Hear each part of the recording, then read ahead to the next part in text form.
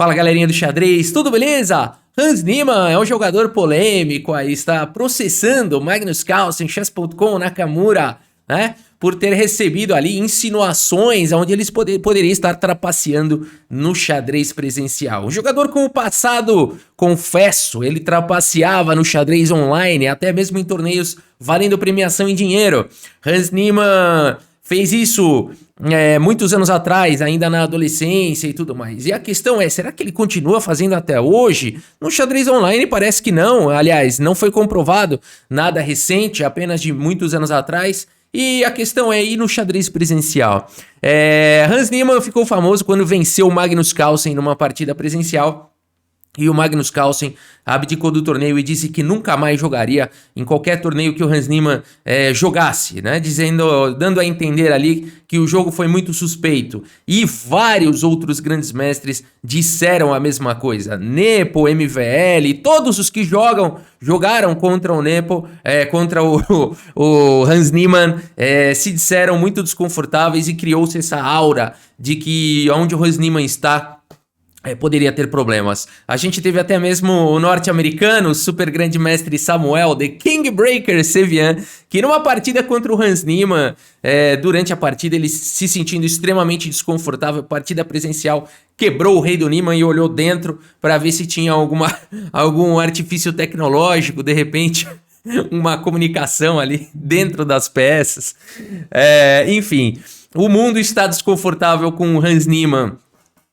E o Hans Niemann não está gostando disso e por isso ele, com todo o direito que ele tem, abriu esse processo para realmente colocar essa história limpo, né? Então, mas a questão é a seguinte, né? Aqui eu vou fazer uma sugestão de playlist para a gente olhar aqui a evolução do jogador Hans Niemann desde o primeiro torneio dele, ele aqui com 9 anos de idade, 1172. Como é que foi essa evolução aí do Hans Niemann, né? E por que a gente vai falar sobre a evolução aqui do Niemann? Quando a gente olha aqui gráficos de evolução, por exemplo, Fabiano Caruana, né, um dos melhores jogadores da história e tudo mais, o terceiro maior rating da história. Como é que foi o crescimento de rating aqui do Fabiano Caruana, né? A gente vê um crescimento vertiginoso aqui. No comecinho dele, ele aqui, 2100 já começou com rating alto.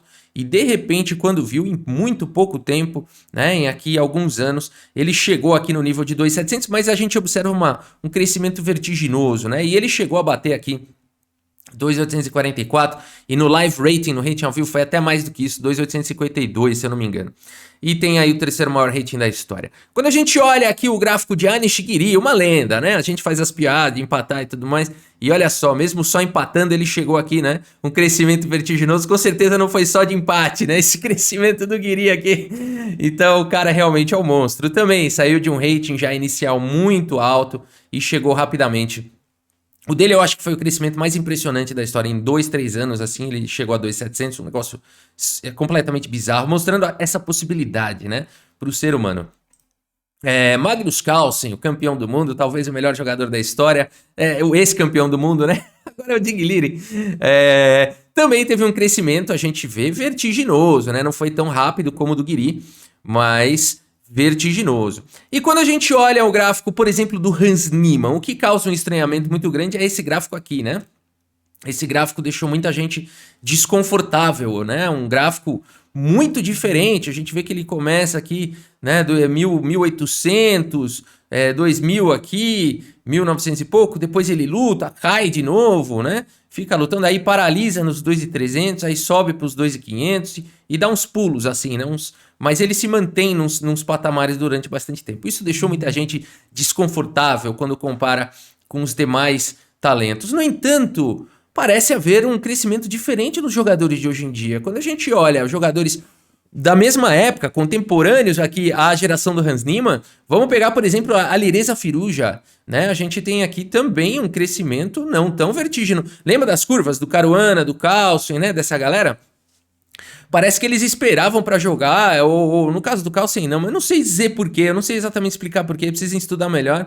Mas a gente vê aqui no caso do Firouzja também, um menino que ficou aqui por anos, ó, lutando, cresceu, claro, cresceu de uma maneira bastante rápida aqui, e chegou em 2.500 de uma maneira bastante, 2.400 e pouco aqui, mas não é um crescimento tão vertiginoso quanto o Giri, Caruana, Carlsen, MVL e tantos outros. Quando a gente olha o crescimento do Erigais e outro fenômeno indiano, a gente também percebe aqui a existência de um crescimento não tão vertiginoso quanto os outros, né? Então parece que essa geração atual aí cresce de uma maneira diferente. É possível chegar nos 2.700 lá de uma maneira diferente, né?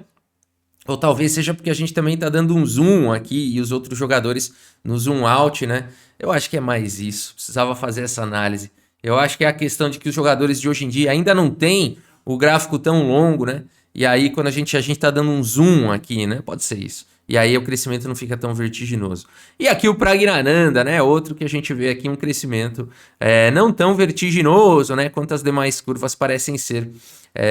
E a gente vê aí um fenômeno também, o garotinho Pragnananda, né? Então é isso, feita essa, né, introdução aí da nossa playlist, aqui da nossa sugestão de playlist, acompanhar o crescimento do Hans Niemann com dois propósitos.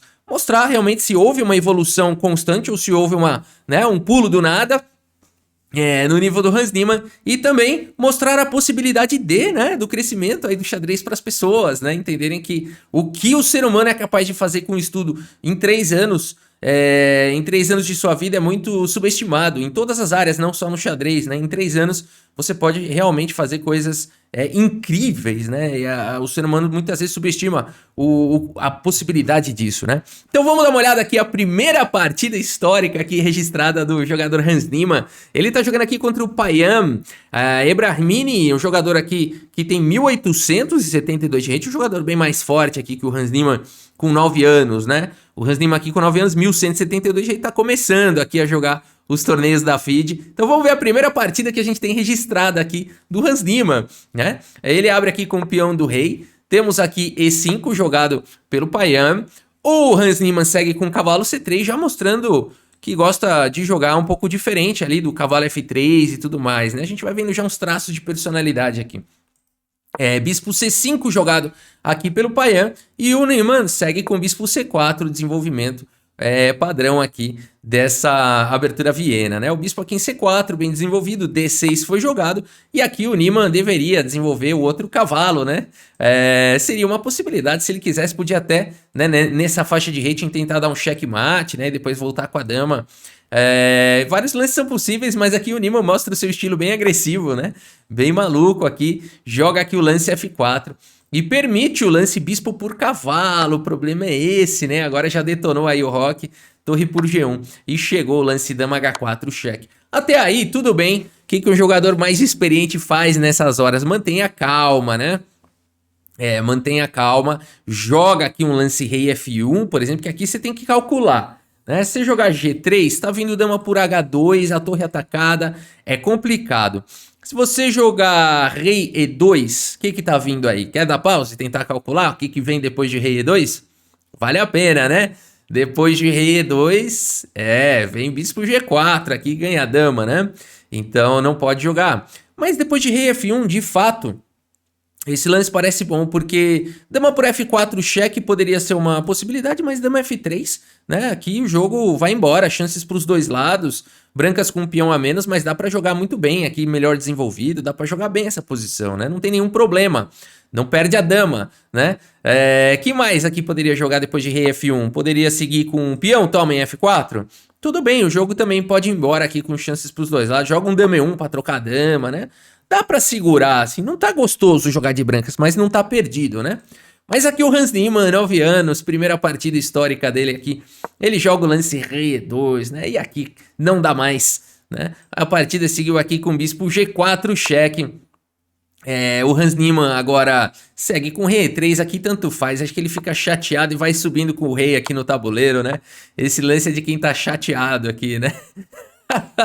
Vai subindo com o rei aí no tabuleiro. Ele ainda joga com o rei D3, leva um cavalo B4 cheque. E aqui o adversário nem quer mais a dama, né? Ele quer o rei. E aqui depois de rei D4, existem duas maneiras aqui de dar mate. Uma delas é dama F2, cheque mate aqui no ato. O rei não tem mais para onde escapar, olha só, né? O cavalo aqui tirando as outras duas casas, não tem como cobrir o cheque, seria mate. Ou então o que foi jogado na partida aqui, C5, checkmate, né? Com certeza uma partida aqui que a gente percebe um Hans Niemann bem no começo aí, né? Bem nos seus primeiros passos aí do xadrez com 9 anos de idade. Alguém pode dizer que com 10 anos Bob Fischer já estava fazendo a partida do século contra o Bernie. Com 11 anos o Magnus Carlsen estava ganhando, né, do Karpov, empatando com o Kasparov. Mas temos que considerar que cada um tem o seu ritmo de crescimento e que o Hans Niemann começou um pouco mais tarde, talvez, né? Então, isso não significa nada. Então, se você tem 9, 10, 11 anos e ainda joga dessa maneira, né? Eu acho que não significa muita coisa. Acho que não é por aí que se compara, né? Não é por aí que se compara. Mas é claro que quando a gente vê um menino de 10 anos fazendo a partida do século, outro de 11 ganhando do Karpov, a gente sabe que essa pessoa vai ser campeão do mundo, né? Mas não necessariamente precisa ser dessa forma, né? Mas é isso, legal, essa é a primeira partida e eu quero mostrar a evolução do Hans Niemann, que é muito bacana de ver. É surpreendente, assim, o que ele... 1 ano depois, como é que ele tá jogando, 2 anos depois dessa partida, como é que ele tá jogando, 3 anos depois, como é que ele tá jogando depois aqui dessa partida, tá bom? Por enquanto é isso, postem nos comentários se vocês gostam dessa ideia de playlist. Se vocês gostarem, a gente toca a barca. Se vocês falarem, Rafa, não me interessa essa playlist aí, acho que não, vamos fazer outra coisa, tá bom, tudo bem também. A gente não segue com essa playlist, tá bom? Então postem aí nos comentários se vocês querem essa playlist ou não. Tá bom? É isso, galera. Espero que vocês tenham gostado aqui da partida e do vídeo. Muito obrigado pela sua audiência, um grande abraço para todos vocês e até a próxima. Valeu!